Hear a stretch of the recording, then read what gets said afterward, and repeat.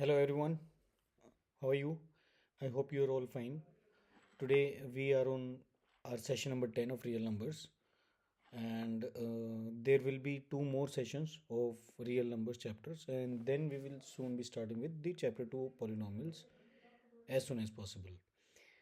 Let's get ahead with the session. Today we are discussing questionnaire priority 3 2 mark questions. Let's get to the first question. The first question of the session is write the smallest number which is divisible by both 306 and 6557. Smallest number which is divisible by both of these numbers. So first thing is smallest number. ऐसे question हम पहले भी कर चुके हैं. Just the change is the language. ठीक है, statement का फ़र्क है. दोनों ही नंबर से एक ऐसा नंबर जो इन दोनों नंबर से डिविजिबल हो, तो इन दोनों का कॉमन मल्टीपल होगा. इन दोनों का कॉमन मल्टीपल होगा, उसमें भी स्मॉलेस्ट बताना है. Basically we have to find the LCM of these two numbers. ठीक है, 306 और 657 का आपको एलसीएम बताना है. करेक्ट है. तो कैसे बताते हैं, फटाफट से बता देंगे. पहले हम कर चुके हैं इस टाइप के क्वेश्चंस. 306 मैंने आपसे कहा था कि मैं कन्वेंशनल मेथड यूज़ करता हूँ एलसीएम के लिए. आप फैक्टराइजेशन भी यूज़ कर सकते हैं. सो कन्वेंशनल मेथड से इज दैट 306 657. अब आप ये देख लेंगे कि कौन सा टू से तो 306 डिविजिबल है और 3 से भी है. सो मैं पहले 3 प्राइम फैक्टर ले रहा हूँ, थोड़ा सा इजी हो जाएगा मेरे लिए. 102. And is this number divisible by 3?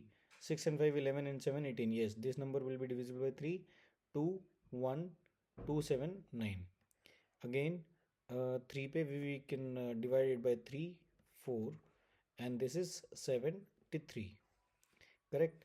3 से फिर डिविजिबल नहीं होगा ये नंबर. 2 से 17 पे जाएगा. 73 17. 17 is a prime number that I know. Also 73 is a prime number. So our LCM would be the least common multiple of 306 and 657 would be 3 into 3 into 2 into 17 into 73. आप इनको multiply कर लेंगे, देख लेंगे क्या आएगा, and that would be our answer.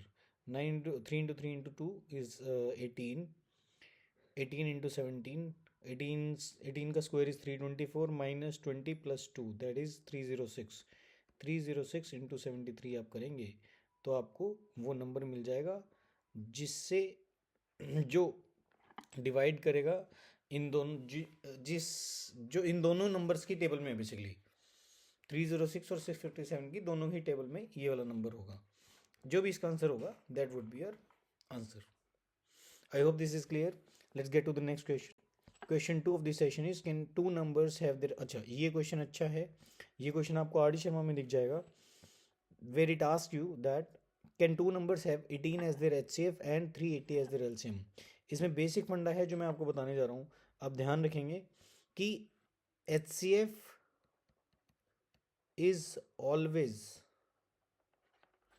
A factor of LCM. दो number के अगर एचसीएफ की बात करते हैं आप, तो वो एचसीएफ जो होगा वो एलसीएम का हमेशा एक फैक्टर होगा. HCF is always a factor of LCM. यानी कि एचसीएफ की टेबल में एलसीएम ज़रूर आएगा. या फिर आप ऐसा कह लो कि एलसीएम का एक फैक्टर एचसीएफ भी होगा. या फिर आप ऐसा कह लो कि एचसीएफ का एक मल्टीपल एलसीएम होगा.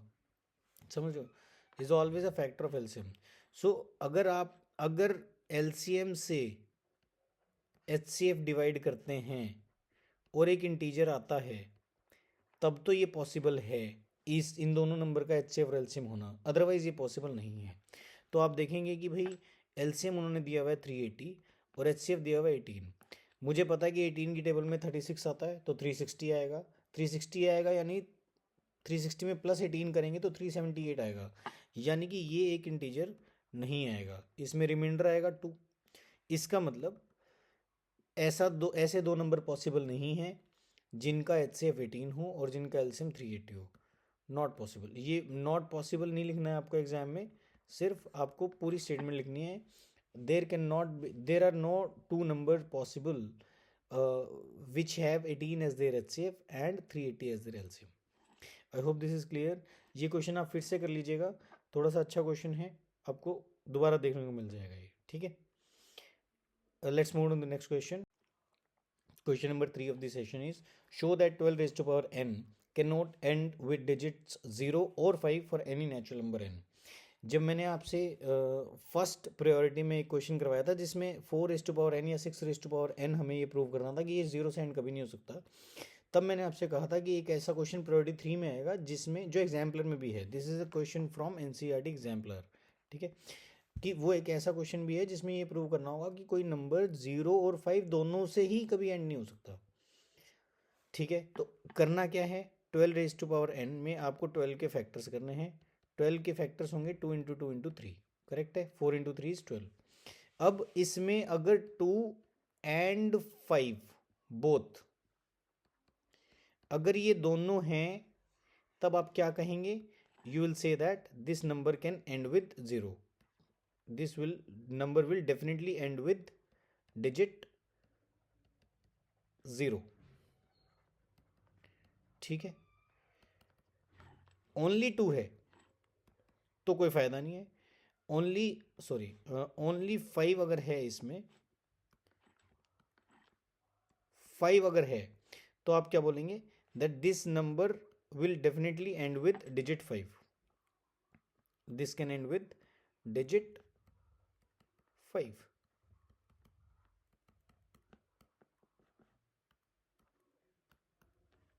डिजिट 5।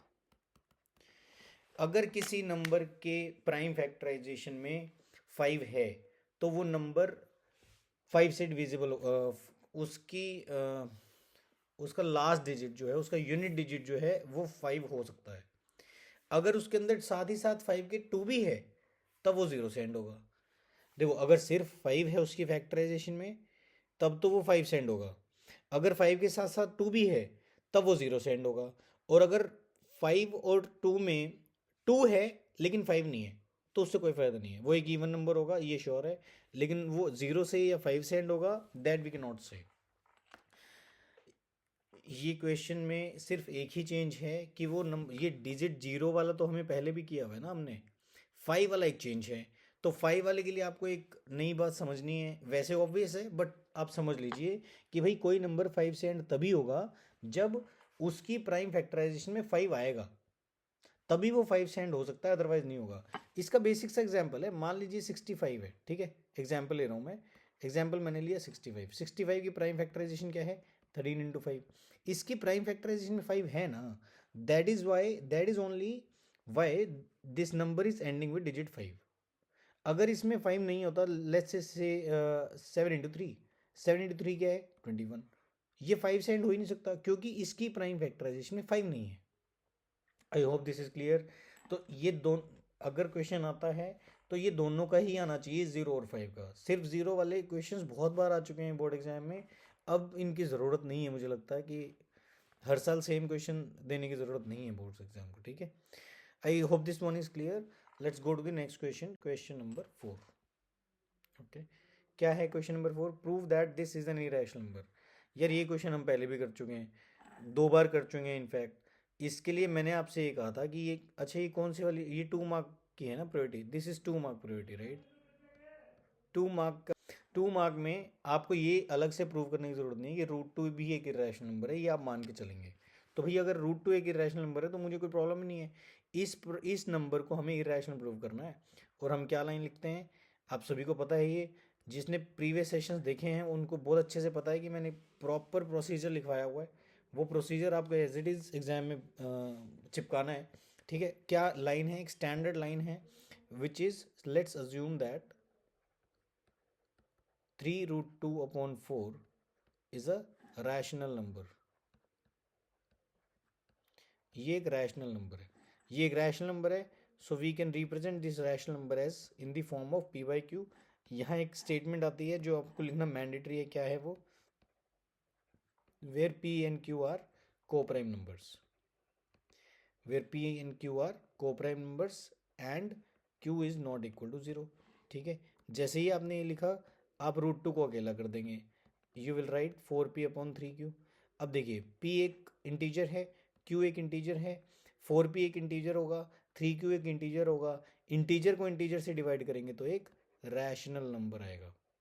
अगर ये एक रैशनल नंबर आ रहा है और हमें ये मालूम है कि ये जो भाई साहब यहाँ बैठे हैं √2, ये एक इरेशनल नंबर है, ये एक इरेशनल नंबर है, वो रैशनल नंबर है, क्या लिखते होते हैं आप, याद है आपको, बताया हुआ है, irrational number cannot be equal to a rational number, therefore our assumption was wrong and hence 3 root 2 by 4 is an irrational number. I think this is clear. Let's go to the next question. Question number 5. Find the smallest number which leaves remainder 8 and 12 when divided by 28 and 32 respectively. देखो ये question हम first time कर रहे हैं। ऐसा एक सवाल हमने किया था बट उसकी लैंग्वेज में चेंज था, ठीक है। उसमें नंबर्स लिखते थे हम, रिमाइंडर्स लिखते थे और फिर नंबर को रिमाइंडर से सब्ट्रैक्ट करके उनका एलसीएम निकालते थे। करेक्ट है, याद आया होगा आपको। मैंने 2 बार 3 बार आपको ऐसा क्वेश्चन करवा दिया है, लेकिन ये क्वेश्चन थोड़ा सा अलग है, इसको बड़े ध्यान से करेंगे आप।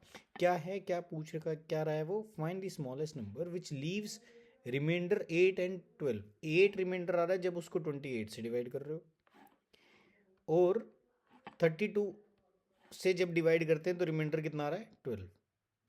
8 रिमाइंडर आता है जब हम 28 से डिवाइड करते हैं उसको, और 12 रिमाइंडर आ रहा है जब हम उसको 32 से डिवाइड करते हैं। तो ऐसे केस में आप क्या करेंगे, बड़े ध्यान से सुनिएगा। You will find the LCM of the given numbers. 28 और 32 का एलसीएम निकाल लेंगे। याद कीजिएगा, उसमें पहले जो हमने किया था उसमें एलसीएम बाद में निकालते थे हम सब्ट्रैक्ट करने के बाद, ठीक है। इसमें एक और आपको कैच बताऊंगा मैं, पहले आप एलसीएम निकालो इनका। एलसीएम निकालते हैं, स्टैंडर्ड प्रोसीजर है 28 और 32 का। 2 से भी जाएगा, 4 से भी जाएगा, 3 से, तो चलो कोई बात नहीं, 2 से कर देते हैं, फटाफट से हो जाएगा। 14 16 2 7 8 2 7 4 2 7 2 2 1, correct, 2 7 1। So 7 2 2 2 2 2 32 32 2 raised to power 5, 32 into 7, 32 into 7 will be your LCM। वो कितना होगा, 32 into 7 is 210 224, ठीक है। 224 आपका एलसीएम आया। अब ध्यान से सुनना, जब आपको 28 से जब आपने डिवाइड किया तो रिमाइंडर कितना आ रहा है, रिमाइंडर आ रहा है 8।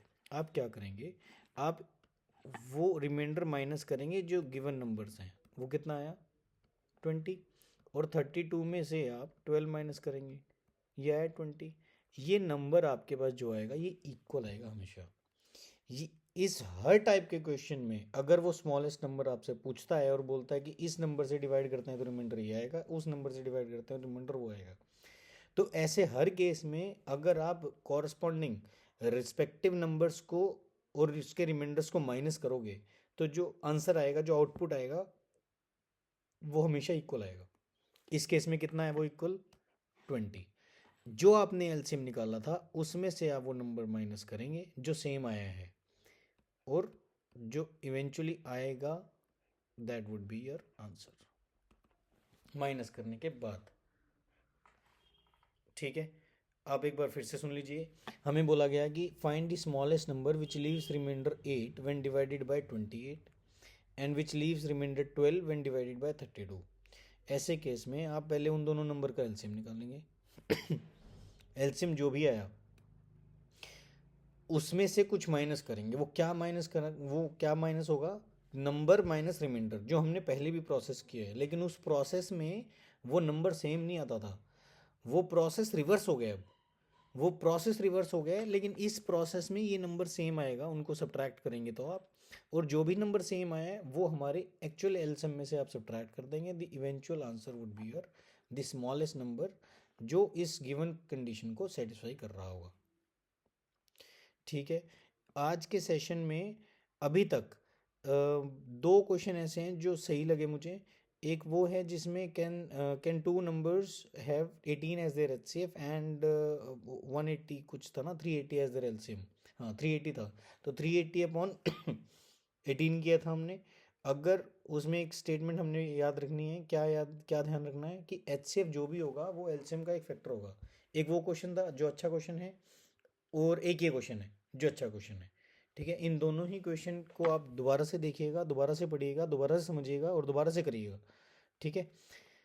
अभी के लिए मुझे लगता है कि आपको ये समझ में आ गया होगा। हम नेक्स्ट क्वेश्चन पे चलते हैं। Next question of our session is the last question of our session which is question number 6। क्या है question, in a school there are 2 sections viz मतलब नेमली, विज का मतलब होता है namely. It's a Latin word. It's a short form of the word namely. जब भी हमें कुछ चीज़ों के नाम लिखने होते हैं ना, नाम बताने होते हैं कि ये चीज़ें हैं. जैसे there are 4 students in your class, namely Ram Shyam Ghanshyam और जो भी है प्राण. ठीक है, तो ये 4 नंबर है आपके. अगर मुझे उनको नेमिंग करनी है तो मैं उसमें क्या बोल दूंगा, there are 4 students in your class viz Ram Shyam Ghanshyam and Pran. तो ये 4 नेमिंग करने के लिए हम इस वर्ड का यूज़ करते हैं. Anyways, in a school there are 2 sections viz section A and section B of class 10th. There are 32 students in section A and there are 36 students in section B. तो एक section में, section A में कितने students हैं भाई? 32 हैं. Section B में कितने स्टूडेंट्स हैं? Section B has 36 students. ठीक है, तो एक सेक्शन में 32 हैं, एक सेक्शन में 36 हैं. Determine the number, minimum number of books. Minimum number of books से मुझे ख्याल आता है एलसीएम का. Minimum number of books required for their class library so that they can be distributed equally among students of section A और section B.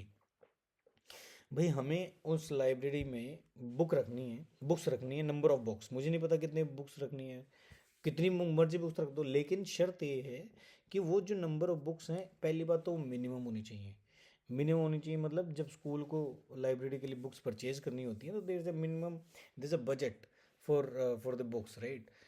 तो उसके लिए उन्होंने कहा कि यार मिनिमम नंबर ऑफ बुक्स होनी चाहिए, लेकिन एक शर्त रखी. क्या मिनिमम? तो हम 0 भी रख सकते हैं, मिनिमम नहीं रखो क्या फ़ायदा. लेकिन एक कंडीशन है. क्या कंडीशन है वो? So that they can be distributed equally among students of section A और सेक्शन बी. बांटनी इक्वल है. इक्वल बांटनी है, चाहे सेक्शन ए हो चाहे सेक्शन बी हो, यानी कि उनके मल्टीपल्स होने चाहिए. अगर सेक्शन ए के बच्चों को आप बुक्स दे रहे हो तो 32 का मल्टीपल होना चाहिए वो. और अगर सेक्शन बी के बच्चों को दे रहे हो तो 36 का मल्टीपल होना चाहिए वो. तो 32 का भी मल्टीपल होना चाहिए, 36 का भी मल्टीपल होना चाहिए. इसका क्या मतलब है? इसका मतलब उनका कॉमन मल्टीपल होना चाहिए. इनके कितने कॉमन मल्टीपल होंगे? There are infinite common multiples of 32 and 36 both. लेकिन हमें कौन सा निकालना है? मिनिमम नंबर ऑफ बुक्स, यानी कि हमें लोवेस्ट काउंट निकालना है, यानी कि हमें लीस्ट कॉमन मल्टीपल निकालना है. तो अब ये क्वेश्चन समझाने के लिए था सिर्फ, क्वेश्चन में है कुछ भी नहीं. आप स्टेटमेंट लिखेंगे, मैंने आपसे पहले भी कहा है कि आप स्टेटमेंट लिखेंगे. क्या है वो statement? To find the minimum number of books required for their class library so that they can be distributed equally among students of section A or section B, comma we need to find their LCM. सिर्फ इतनी ही सी line है, उसमें भी सारा question से ही pick करना है आपको लाइन, लेकिन ये लिखने का इम्पैक्ट बहुत पड़ेगा कि आप एक्चुअली में बता रहे हैं एग्जामिनर को कि भाई ये चीज़ निकालने के लिए मुझे एलसीएम निकालना पड़ेगा. तो ये आपको लिखना है, that we need to find the LCM. उसके बाद आप सेम प्रोसेस करेंगे. एलसीएम ऑफ 32 एंड 36 क्या आएगा? ये तो बहुत बार कर चुके हैं हम. 32 और 36 का एलसीएम फटाफट से आप निकाल लेंगे. इसको पोज करके कितना आएगा? 2 16 18 2 8 9 2 4 9 2 2 9 2 1 9. तो 3 3 2 2 2 2 2 32 इंटू 9. 32 into 9 is 288. तो भाई मिनिमम 288 बुक्स उस लाइब्रेरी के अंदर होनी चाहिए ताकि सेक्शन ए और सेक्शन बी के बच्चों को इक्वल बुक्स मिल सकें. अब इसमें अपग्रेडेशन क्या है? अब तो मुझे लगता है कि आप खुद ही बता देंगे, क्योंकि हमने इतने अपग्रेडेशन कर लिए हैं इस चैप्टर के. अब तो आपको पता लग जाना चाहिए कि क्या ही अपग्रेड होगा इसमें. ठीक है, क्या अपग्रेड होगा कि भाई सेक्शन ए के हर बच्चे को कितनी बुक्स मिलेगी और सेक्शन बी के हर बच्चे को कितनी बुक्स मिलेंगी. आप डिवाइड करेंगे 288 को 32 से, 288 को 36 से. जो नंबर ऑफ बुक्स आएंगे वो सेक्शन ए के स्टूडेंट्स को और सेक्शन बी के स्टूडेंट्स को रिस्पेक्टिवली मिल जाएंगी. आई होप दिस इज़ क्लियर. अब मुझे लगता है कि रियल नंबर्स काफ़ी क्लियर हो गया होगा, क्योंकि अब सवाल फटाफट से हो रहे हैं. ठीक है, अगर फिर भी आपको लगता है कि मैं थोड़ा फास्ट पढ़ा रहा हूँ या कुछ मुझे स्पीड स्लो करनी चाहिए तो मुझे बता दीजिएगा कमेंट्स में. बाकी मुझे लगता है कि स्पीड ओके है. कुछ हो तो just drop in a comment. All right, so we will meet in the next session very soon. Or till then, thank you for joining me. Happy learning. This is Vipul Goyal signing off. Bye bye. Tata. Good day.